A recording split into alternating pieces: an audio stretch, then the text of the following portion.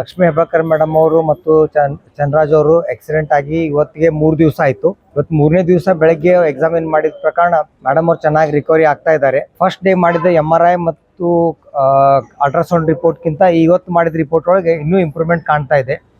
ಇವತ್ತು ಬೆಳಗ್ಗೆ ನಾವು ಅಲ್ಟ್ರಾಸೌಂಡ್ ಮಾಡಿ ನೋಡಿದ್ವಿ. ಸೊ ಅದರೊಳಗೆ ಅಂಥದ್ದೇನು ಮೇಜರ್ ಅಬ್ಡಮಿನ್ ಇಂಜುರೀಸ್ ಇಲ್ಲ, ಮತ್ತು ಏನು ಹೆಚ್ಚು ತೊಂದರೆಗಳನ್ನೂ ಏನೂ ಇಲ್ಲ. ಮತ್ತು ಮೇಡಮ್ನು ಚೆನ್ನಾಗಿ ಟ್ರೀಟ್ಮೆಂಟ್ಗೆ ರೆಸ್ಪಾಂಡ್ ಮಾಡ್ತಾ ಇದ್ದಾರೆ. ಅವರು ಡೇ ಬೈ ಡೇ ಇನ್ನೂ ಇಂಪ್ರೂವ್ಮೆಂಟ್ ಆಗ್ತಾ ಇದ್ದಾರೆ. ಮೇಡಮ್ಗೆ ಬೆನ್ನು ಎಲುಬಿಗೆ ಪೆಟ್ಟಾಗಿರೋದ ಕಾರಣದಿಂದ ಮೇಡಮ್ ಅವರಿಗೆ 1 ಮಂತ್ ಬೆಡ್ ರೆಸ್ಟ್ ಅಡ್ವೈಸ್ ಮಾಡಿದ್ವಿ.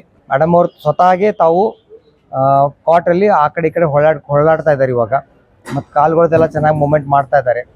ಆಮೇಲೆ ಹೈ ಪ್ರೋಟೀನ್ ಡೈಟ್, ಹೈ ಕ್ಯಾಲ್ಸಿಯಂ ಡೈಟ್ ಅಡ್ವೈಸ್ ಮಾಡಿದ ಪ್ರಮಾಣ ಮೇಡಮ್ ಅವ್ರು ಸರಿಯಾಗಿ ಊಟ ತಗೋತಾ ಇದ್ದಾರೆ. ಅವ್ರು ಚೇತರಿಸ್ಕೊಳ್ತಾ ಇರೋದು ನೋಡಿದರೆ ಮೇಡಮ್ ಬೇಗನೆ ಆರಾಮಾಗಿ ತಮ್ಮ ಕಾರ್ಯಗಳನ್ನು ಮತ್ತೆ ಶುರು ಮಾಡ್ತಾರ ಅಂತ ಅನಿಸ್ತೈತಿ.